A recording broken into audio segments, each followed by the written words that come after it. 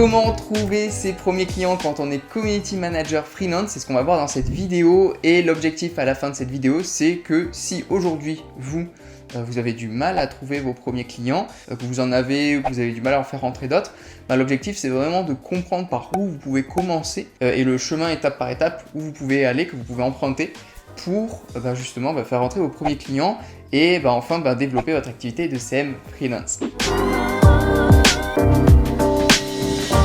Salut les CM, moi c'est Aurélien et j'aide les community managers freelance à développer leur expertise sur les réseaux sociaux, à créer leur offre, fixer leurs tarifs, trouver des clients, prospecter, vendre, etc. pour vraiment fidéliser sur du long terme leurs clients, créer une activité pérenne, long terme dans laquelle ils mènent la vie qu'ils souhaitent réellement et pas l'inverse. Donc si aujourd'hui toi dans cette vidéo c'est ton objectif, tu as envie de créer une activité de CM freelance vraiment sur le bon chemin à succès, je t'invite à t'abonner à cette chaîne YouTube, à activer la cloche de notification pour ne rater aucune des prochaines vidéos qui pourraient vraiment t'aider sur ce chemin-là. Donc sans plus tarder, aujourd'hui, le problème de la plupart des CM freelance, c'est qu'ils ont du mal à trouver leurs premiers clients, que ce soit le premier client ou les premiers clients, parce que des fois, on peut avoir des premiers clients un peu peut-être du réseau ou alors sur, on a réussi une fois à en avoir un et on n'arrive pas à reproduire la chose. Donc, l'idée, c'est aujourd'hui de comprendre étape par étape comment vous pouvez de manière vraiment prédictible, en sachant, en trouvant votre stratégie qui marche pour vous, comment ramener des clients pour développer votre activité de CM freelance.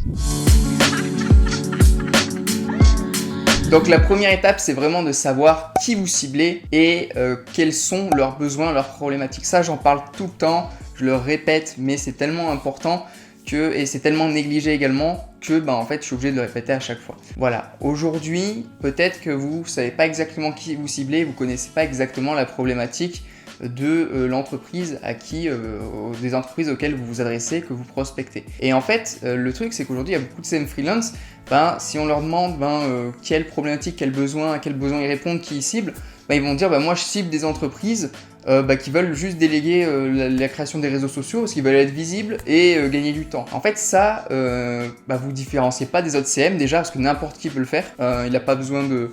là vous êtes en concurrence juste sur les prix avec les autres et un peu la qualité du travail, en fonction de comment vous faites les publications, votre niveau en termes de graphisme, de design. Mais sinon, il y a plein de gens qui peuvent... aujourd'hui, il y a des outils comme Canva, il y a des personnes aussi qui sont dans des pays francophones où le coût de la vie est moins cher, donc vous êtes en concurrence avec ces personnes-là qui peuvent travailler pour beaucoup moins cher. Aujourd'hui, il y a des CM, ils travaillent pour 100 € par mois ou même moins.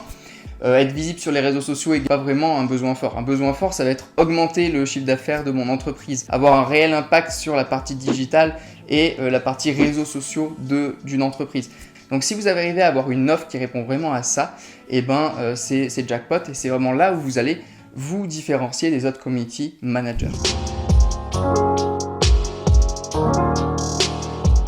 Donc vous allez avoir vraiment 3 grandes catégories d'entreprises qui ont des besoins bien précis. Vous allez voir premièrement tout ce qui va être, on va dire, les coachs et prestataires de services. Donc là, ça va plutôt être de l'acquisition de leads, que ce soit par téléphone ou par email. Ça, j'en parle plus en détail dans la vidéo sur l'offre. Ensuite, il va y avoir les e-commerce. Donc là, c'est plutôt vendre des produits, donc amener des personnes sur leur boutique pour vendre des produits sur leur site e-commerce. Et ensuite, il va y avoir les commerces physiques, donc amener des gens en point de vente pour arriver à vendre en point de vente, amener des gens et vendre en point de vente, comme un restaurant, une pâtisserie, etc. Et donc ces 3 grandes catégories, il faut arriver à faire des offres qui répondent aux besoins, à la problématique que rencontrent ces entreprises-là. Donc si une entreprise a du mal à avoir des leads, il faut lui en ramener. Si elle a du mal à avoir des gens en point de vente ou sur son site, il faut lui en ramener aussi. Donc ça, j'en parle plus en détail dans la vidéo sur l'offre, je ne vais pas m'attarder là-dessus ici. Mais voilà pour le petit rappel.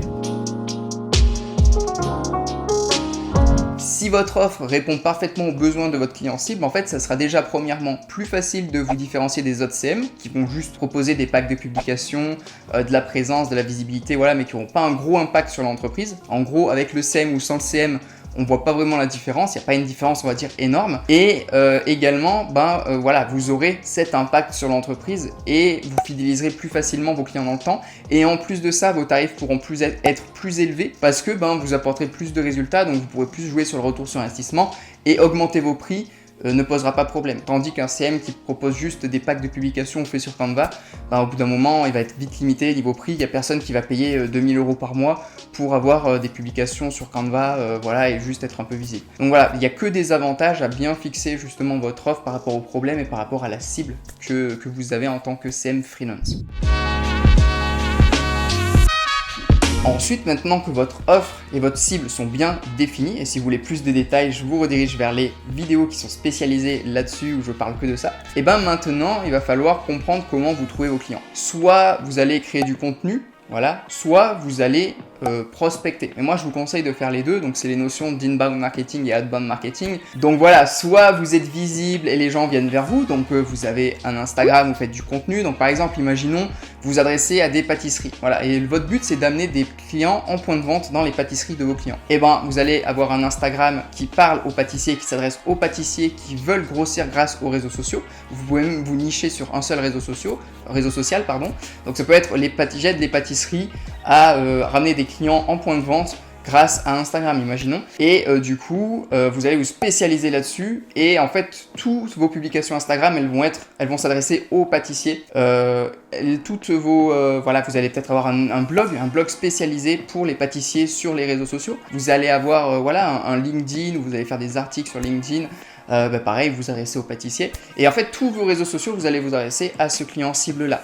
Et voilà, au bout d'un moment, c'est un effet cumulé, vous allez être visible et il y a des pâtissiers qui vont venir vous contacter. Le problème de ça, c'est que ça prend du temps. Donc moi, ce que je vous conseille à côté de ça, c'est aussi de prospecter de votre côté. Ça a deux avantages. Déjà, vous aurez plus vite des clients parce que si vous attendez juste que les gens viennent à vous, vous allez attendre quand même pas mal de temps. Et surtout que ça dépend aussi du contenu, de la qualité que vous faites. Voilà, ça prend plus ou moins de temps en fonction de ce que vous êtes capable de faire et à quel point ça va être visible et viral. Et également, voilà, vous choisissez pas qui vous allez cibler. C'est les gens qui viennent à vous, mais si ça se trouve, vous voulez travailler avec, je sais pas moi, le meilleur pâtissier de France, vous adorez ce qu'il fait, peut-être qu'il va jamais vous contacter de lui-même. Et il va falloir aller le prospecter, le chercher de vous-même. Donc c'est pour ça que c'est important à côté d'aussi prospecter parce que du coup, vous allez pouvoir aller chercher les profils qui vous intéressent. Si vous avez envie de travailler avec tel ou tel pâtissier, vous savez que en prospectant, vous allez pouvoir direct les contacter, que ce soit grâce à Instagram, avec les messageries privées, soit par email, soit en présentiel. Voilà, vous habitez à Paris, imaginons, et vous allez directement dans la boutique essayer de trouver la personne décisionnaire, le pâtissier en question, soit voilà, par téléphone. Voilà. Vous pouvez prospecter par vous-même, et moi je vous conseille de faire les deux, parce qu'au début, ça sera beaucoup plus facile de faire entrer des clients en prospectant par vous-même, donc en envoyant des emails, tout ça. Donc j'ai fait une vidéo spécialement sur ça, et où j'explique plus en détail comment bien faire, et également comment à côté vous développez ça. Pendant que vous commencez à travailler votre visibilité, à être de plus en plus visible, que vous êtes mieux référencé, plus mis en avant sur vos différents canaux, à côté de ça, vous prospectez. Et en fait, vous avez un peu le meilleur des deux mondes, et c'est ce que je vous propose, ce que je vous conseille plutôt de mettre en place, parce que c'est vraiment sur le long terme un effet cumulé qui est vraiment très puissant. Et ensuite, où est-ce que vous pouvez trouver les personnes à prospecter du coup? Parce que bon, je vous dis de prospecter, je vous dis de travailler votre visibilité, mais du coup, où est-ce que vous allez les trouver? En fait, vous pouvez contacter ces personnes, par exemple, voilà, si on reprend l'exemple des pâtisseries, quelque chose de tout bête, vous tapez sur Google pâtisserie Paris, pâtisserie Lyon, pâtisserie Marseille, pâtisserie nom de ville, le nom de ville que vous voulez. Même dans votre ville, il y a certainement des pâtisseries ou des pâtisseries boulangeries, voilà, qui sont intéressées. Donc bon, là c'est un exemple, mais vous pouvez taper n'importe quel mot-clé et vous trouverez sur Google des entreprises à contacter. Sur Instagram, Facebook également, voilà, si sur Instagram là vous tapez pâtisserie, vous allez tomber sur plein de comptes de pâtisseries et de gens qui mettent leur pâtisserie en avant sur les réseaux sociaux, et vous allez pouvoir les contacter par message privé, tout ça. Donc voilà, j'ai fait une vidéo vraiment où je vous explique comment bien prospecter, parce qu'il ne faut pas le faire n'importe comment. C'est sûr qu'il ne faut pas envoyer un mail ou un message privé. Bonjour, je suis CM et je vous propose mes services, voici mes offres et mes tarifs, quoi. Ça fonctionne pas. Donc il faut bien le faire, et je vous redirige vers la vidéo dans laquelle je vous explique plus en détail comment bien faire. Mais voilà, vous aurez compris, aujourd'hui c'est très simple de trouver des clients, de trouver les profils de clients à contacter, parce que du coup vous avez juste à taper des mots-clés sur Google, sur Instagram, pour trouver vraiment l'entreprise de votre choix et l'entreprise que vous souhaitez cibler.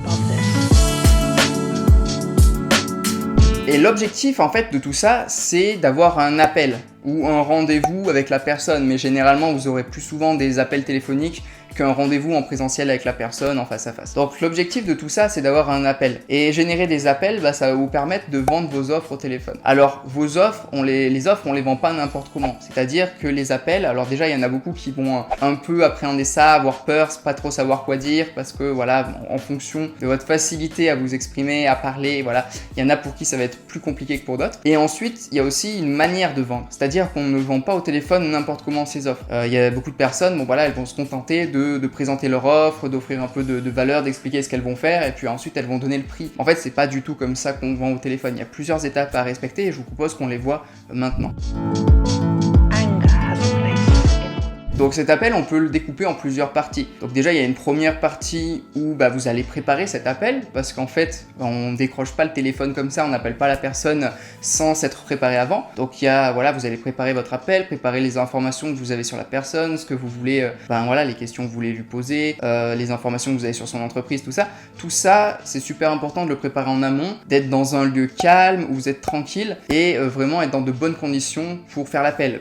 Prévoyez également un bloc-notes, un papier, un stylo pour noter également ce que la personne va vous dire, ça vous sera super utile. Ensuite, la première étape, quand vous allez être au téléphone avec la personne, c'est vraiment l'étape de connaissance. Voilà, vous allez faire connaissance avec la personne, c'est un peu la phase où on va pas rentrer directement dans le vif du sujet. C'est un peu la phase sociale, on va dire. C'est-à-dire que quand vous allez décrocher le téléphone, bonjour monsieur X, comment ça va, où est-ce que vous habitez, voilà, essayez de trouver des petits points communs. Ah, vous habitez dans les Alpes, moi je vais souvent skier dans telle station, tout ça. Voilà, trouver des petits points communs, créer du lien. On rentre pas directement dans le vif du sujet. Ah bonjour, ouais, comme je vous ai dit dans l'email, je suis CM, donc je vous propose ça, et puis voilà mes offres, est-ce que ça vous intéresse? Non, ça se passe pas comme ça.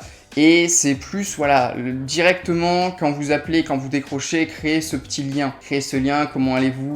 Vous avez bien 30 minutes à accorder à l'appel comme prévu, super. Vous êtes de quel coin vous du coup? J'ai cru comprendre que vous, en plus, bon, si c'est des pâtisseries, vous savez certainement de quel coin ils sont vu que c'est des boutiques physiques, mais voilà, j'ai vu que vous étiez dans les Alpes ou du sud-ouest, ah ouais, peut-être que vous faites du surf, j'en sais rien, voilà. Trouvez un petit lien, un truc, alors vous inventez pas une vie non plus juste pour faire plaisir à la personne et trouver des points communs. Et si vous avez des points communs avec la personne, ça peut vraiment créer du lien et faciliter la chose, donc c'est vraiment une phase à pas négliger et qui est quand même importante. Ensuite, après ça, on va se diriger, alors il va falloir arriver à faire une transition assez propre, pas trop brute, vers la phase, on va dire, de questionnement, de découverte, où vous allez poser des questions à la personne. Là, ça va être une phase qui va durer une bonne partie de l'appel et durant laquelle vous allez poser beaucoup de questions au prospect. Alors pas beaucoup de questions comme un interrogatoire de police, mais vraiment pour connaître son business, connaître ses problématiques, connaître ce qu'il a essayé, ce qui n'a pas marché, voilà, ses échecs, ses réussites, voilà. Tout ce qui va vous permettre d'avoir un maximum d'informations sur lui, sur ses besoins, sur ses problématiques. Donc ça, c'est vraiment une phase super importante où vous allez collecter un maximum d'informations et laisser énormément votre prospect parler et vous juste beaucoup écouter et faire le plein d'informations, poser des questions. Votre objectif à ce moment-là, c'est vraiment d'être là pour le prospect, l'aider et lui montrer que vous êtes là pour écouter ses besoins, ses problématiques et que vous êtes vraiment là en tant que dans la bienveillance. Et l'idée, c'est pas de faire que parler, mais c'est exactement l'inverse, c'est de beaucoup laisser votre prospect parler, répondre aux questions et vous donner un max d'informations. Une fois que vous avez bien situé grâce à cette phase-là, sa situation actuelle et sa situation désirée, parce que c'est votre objectif, en tant que CM freelance, votre objectif c'est de comprendre la situation désirée de la personne et sa situation actuelle. Et vous, ensuite, vous allez lui proposer votre offre. Vous allez lui faire votre pitch, votre offre en fait, qui va l'aider à passer de sa situation actuelle à sa situation désirée. Et si vous avez bien cerné les besoins problématiques du client et que votre offre répond parfaitement à ça, normalement, il n'y aura pas trop de friction à ce niveau-là. Et en fait, déjà, dans la tête du client, ça sonnera vraiment bien parce qu'il va voir que ce que vous lui proposez, ça répond parfaitement à ce qu'il attend. Ça correspond parfaitement à sa situation désirée pour atteindre sa situation désirée. Et donc, déjà, vous aurez fait, j'allais dire la moitié du chemin, pas la moitié du chemin, mais vous aurez déjà bien avancé et dans la tête du client, il se dira, ah oui, c'est ça qu'il me faut. Et vous aurez déjà fait un pas de plus que la plupart plupart des CM. Ensuite, l'étape après avoir annoncé votre offre et votre prix, c'est généralement la phase des objections. Alors, des fois, si c'est vraiment ce que le client attend, si c'est vraiment au niveau du prix, un truc auquel il s'attendait et que ça lui convient autant au niveau budget que ce qu'il imaginait, bon, des fois, il n'y aura pas vraiment d'objection. Moi, ça m'est arrivé de ne pas avoir d'objection et ok, c'est bon, on travaille ensemble. Parce que le prospect était vraiment qualifié, il n'avait pas peur d'investir sur son entreprise, il s'attendait à des tarifs comme ça et donc ça allait tout seul. Mais la plupart du temps, il y a des objections. Ah ok, les objections ça va peut-être être au niveau du prix, ça va peut-être être aussi au niveau de ah ouais je dois réfléchir ou je dois en parler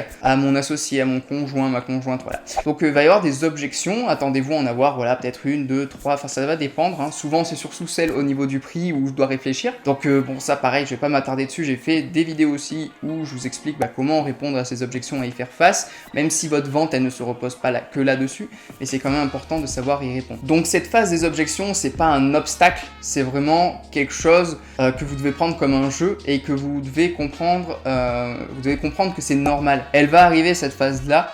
C'est même limite pas normal quand il n'y en a pas, à part si c'est vraiment parfaitement ciblé et que la personne s'attend à ça, il n'y en a pas, mais généralement il y en a, donc ça fait partie du jeu et vous devez pas vous dire ah non putain des objections, ah c'est chiant. Non, en fait c'est même normal qu'il y en ait et vous devez vous dire bon top, quand vous saurez parfaitement y répondre et vous savez parfaitement comment y faire face, en fait ça vous pose même plus de problème, c'est limite un jeu et vous savez parfaitement que vous pouvez faire face et passer outre ces objections. Donc voilà, les objections ça fait partie du jeu, acceptez-les. De plus, ce que vous devez comprendre par rapport aux objections, c'est que une personne qui a des objections par rapport à votre offre, c'est une personne qui est intéressée. Alors quand il n'y en a pas, elle peut être aussi intéressée, mais voilà, si elle vous dit, voilà, moi ça m'intéresse, mais c'est le prix qui va bloquer, ou il faut que je réfléchisse, voilà, c'est qu'il y a quand même quelque chose qui l'intéresse dans l'offre, mais il y a peut-être quelque chose qui la bloque, et c'est à vous de trouver pourquoi ça bloque et comment faire pour que ça ne bloque plus.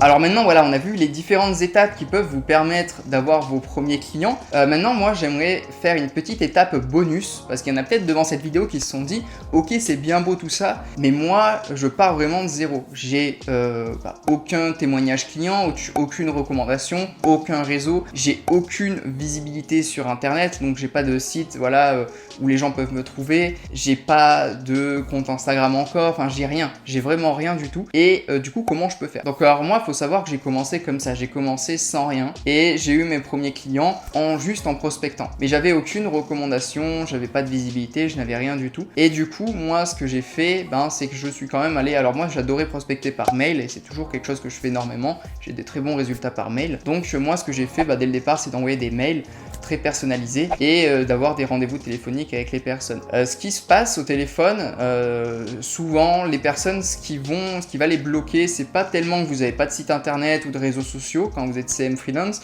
mais ça va plutôt être les recommandations, les témoignages clients, les résultats. Ils vont vous dire ok, est-ce que je peux voir le travail que tu as déjà fait pour d'autres clients par exemple. Et là, si vous avez rien comme travail à proposer, à montrer, il y a plusieurs choses que vous pouvez faire. Alors déjà, avant de prospecter des clients, vous pouvez très bien proposer des coachings gratuits à des personnes. Donc ça vous évite d'avoir à faire des prestations, par exemple pendant un mois gratuitement juste pour avoir un témoignage. Vous pouvez proposer sur des groupes Facebook d'entrepreneurs des coachings gratuits. Donc vous leur dites on se prend 1 heure. Et en échange, j'ai un témoignage et moi je te coach sur Instagram. Ça peut être super intéressant. Moi, c'est ce que j'avais fait. J'avais eu peut-être 20-30 témoignages comme ça de personnes par écrit, ou en vidéo. Voilà, des témoignages que les personnes m'ont fait en échange d'un coaching et du coup, j'avais quelque chose à montrer. En plus de ça, ces personnes que vous allez coacher gratuitement, vous allez rester dans leur tête et par la suite, il y en a qui sont revenus vers moi qui me disent tu te rappelles, tu m'avais coaché en échange de témoignages, mais maintenant ça m'intéressait qu'on travaille ensemble. Donc en fait, ça peut faire d'une pierre deux coups. C'est pas un appel qui a pour but de vendre, mais par la suite, vous allez rester dans la tête des personnes et si elles ont besoin de vous, elles reviendront vers vous. Donc ça peut faire d'une pierre deux coups, c'est super intéressant. Ensuite, vous pouvez toujours prospecter des personnes et les prospecter en allant directement au but dans l'email en leur proposant une prestation, on va dire gratuite. Voilà, travailler gratuitement pour les personnes. Alors choisissez bien vos profils, choisissez des personnes avec qui vous avez vraiment envie de travailler, qui ont des projets qui vous inspirent, qui sont des personnes aussi qui vous inspirent et qui ont l'air honnêtes, parce qu'il y a peut-être des personnes malhonnêtes qui vont voir juste voilà, en vous une personne qui va travailler gratuitement pour eux, puis après ils vont vous lâcher, et même pas vous faire un témoignage si ça se trouve. Donc trouvez des profils vraiment intéressants à qui vous vous adressez, parce que ça peut être risqué aussi de dire bah je vais prendre un mois pour travailler avec cette personne en échange d'un témoignage alors qu'elle vous fera rien ou que ce sera assez chiant. Donc voilà, il faut que ce soit vraiment agréable parce que vous allez travailler gratuitement. Donc c'est une solution de travailler gratuitement pendant un moment pour avoir des témoignages.